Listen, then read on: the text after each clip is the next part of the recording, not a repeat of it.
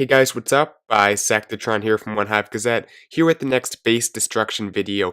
And this one is on a Town Hall 9 base. As you can see, I have a couple attacks, two attacks to show to you guys today. Not going to be the longest one, but definitely teaches an important lesson. And it's kind of related to dead zone bases, is what this video is going to be about. But it's not the the traditional. It doesn't have to be this kind of dead zone base. A dead zone base can be any base that kind of has gaps in the core, has a lot of storages, not many defenses in it, just doesn't really have a core, a centralized compartment in that base. You can still use this strategy on different types of bases. Doesn't have to be the perfect circular base with the wall pieces in the middle to make the dead zone. So you can expand this type of this concept we're talking about to other bases that you might not have thought of before. If you just take a look at them and kind of see what exactly is in the middle of the base, you might notice it actually resembles a dead zone base more than you first thought. So yeah, today we're talking about dead zone bases and what kind of attacks you can use on these types of bases. So first of all, for this base specifically, you might think an air attack would be good. I actually was considering this as I was looking at it. One thing I was thinking, even if the queen walk, if you don't know there's Teslas there, but even if you do, the queen walk is a great way to take out Teslas, is to send your queen in here, take out these two air defenses, get all of this with like a rage, maybe lure the CC or something. There's actually a lava hound in the CC, so I guess you could just bring your queen over on that side. The only problem is you have to take out the defensive queen somehow, plus these two air defenses are kind of opposite sides of the base, which is never good to have two air defenses left up that both are kind of opposite from each other. That makes it harder to deploy your air stuff, but it is doable. I think you could devise a plan using air troops to take out this base, especially because the sweepers are in pretty poor positions. That one could be effective, I guess, if because it takes away one angle, but it doesn't do much besides that. So anyway, the safer thing to do is to go with a ground attack on this base.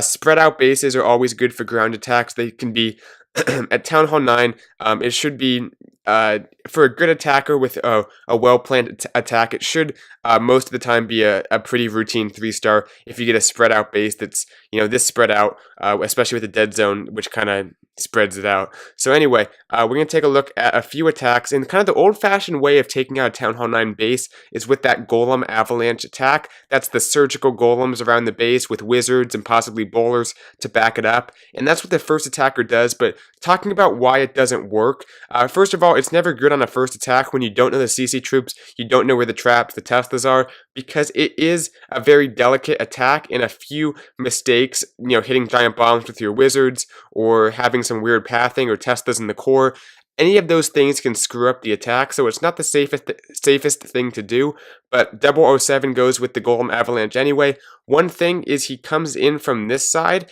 Now, he doesn't know the Tesla farm is there, obviously. It probably actually helps that it's there because he gets it out of the way early, but he's not coming at the hero compartment, and that's never a good thing because the heroes do quite a bit of damage, and they're pretty unpredictable, so you typically don't want to have to deal with them while you're going halfway around the base just to get there. Typically, you want to deal with them when you're strongest.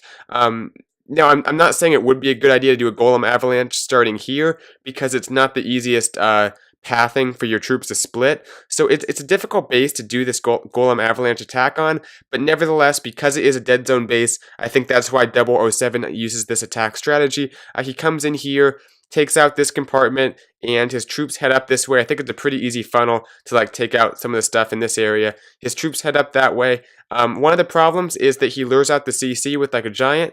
The Lava Hound comes over. I think it distracts the Queen and a few wizards, so some of that damage is stuck on the Lava Hound, while the King and the Golems continue off in this direction. They hit the giant bombs here, which might take out a few wizards. Isn't that bad? But the main thing is that the some of his most important DPS isn't following, so everything kind of peters out as it gets to the heroes. Without the Queen and without a few extra wizards or anything, he really can't take out those defensive heroes, and his troops kind of stop right there. They can't breach this hero compartment. And his queen kind of makes her way this way after she takes out the Lava Hound, but with no tanks out in front of her, she doesn't last very long. So things kind of split up, don't work out too well. We'll take a look at the attack, and then we'll come back and see how it was cleaned up. So here is 007's attack. You can see has the 4 golems. I think there's bowlers in the CC, so sometimes we would see people bring 5. He's only bringing 4, and has quite a few wizards and some wall breakers, jump spells to move everything through the base here. So drops everything down. The wizards does a good job creating the funnel. That's all good. The opening of this attack is all very clean. Yeah, everything is going well. The Tesla's doing some damage to the golems, which is kind of unfortunate because those tanks are pretty important and they're going down very quickly. Also, that one golem gets stuck on the cannon right there. So his tanks do bust up quite a bit. You can see 2 of the golems have already split. That third golem, or that fourth golem rather, I'm not sure, does he, no, he's dropping up at the top here. Yeah, there's the 4th golem up at the top. So one thing to notice is that already pretty much all 3 of his golems have been roasted by the point defense in the area. So maybe I should qualify my statement about it being a good thing the Tesla farm was there. He got it out of the way, but it did cost him quite a few of his golems. You can see the king's getting pretty low. At the top here comes the next part of the push. The golem, the wizards. I think he drops the bowlers in up there as well. Yeah, there go the bowlers. So that's the next leg of the push. But the queen is stuck behind here, dealing with these lava pups. And for whatever reason, I think there's just not enough. That wizard tower might go down, and it's just not in her range. So she goes to that wall right there. The jump spell ran out anyway, so the queen is separated. Not that she had many hit points anyway. That last golem can't, tank forever, so eventually it goes down. The tanks are all busted up, and the bowlers go down as well. So from there, we'll go ahead and fast forward because at this point, it's pretty much just sending in a few hogs, which is a good idea to have on the back end of the base for attacks like these. But there's nothing to tank for the hogs. They go down to the point defense and the heroes. The queen hits a few giant bombs. She would have gone down to the point defense anyway. So nice try, 007. Let's take a look at how this base was actually cleaned up with an adjusted plan.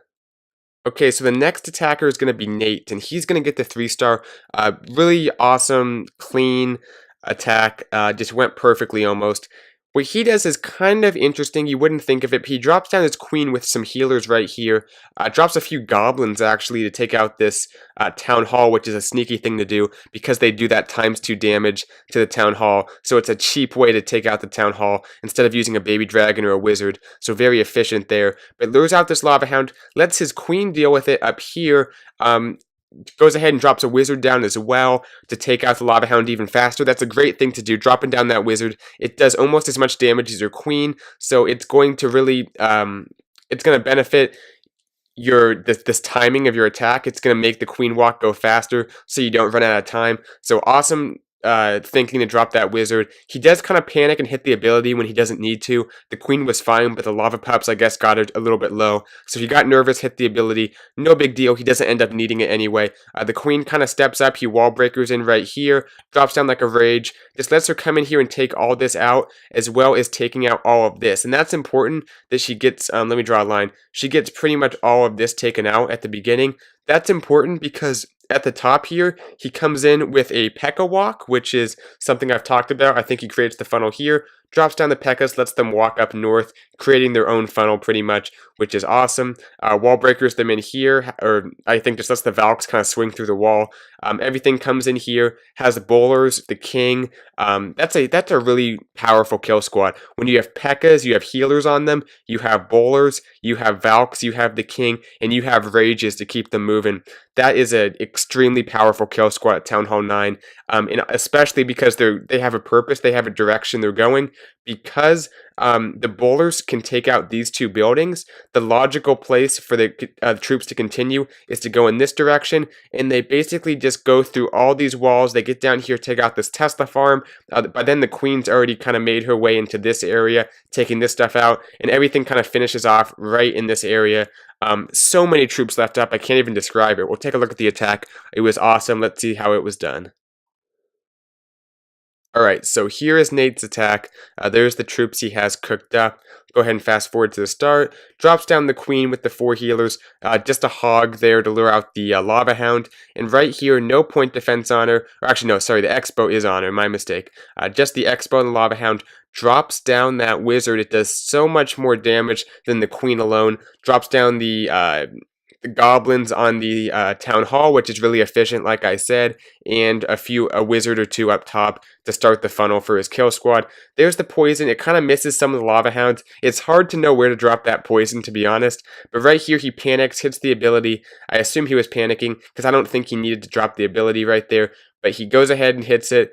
No big deal. He doesn't need it anyway. There's the rage, which is more important. Keeps the queen up as she takes out the defensive heroes in a number of point defense. Already starts off with the P.E.K.K.A.s. I like how he's kind of doing everything at once. Simultaneous deployment. Really great awareness to be able to do that at the same time. P.E.K.K.A.s go down. The king on the other side, so kind of doing a double walk, but it works out great because he knows everything will end up eventually right by that dark barracks. Drops in the Valks to help get through the wall, and from there, one thing to note, he doesn't drop the boulders until the wall is open.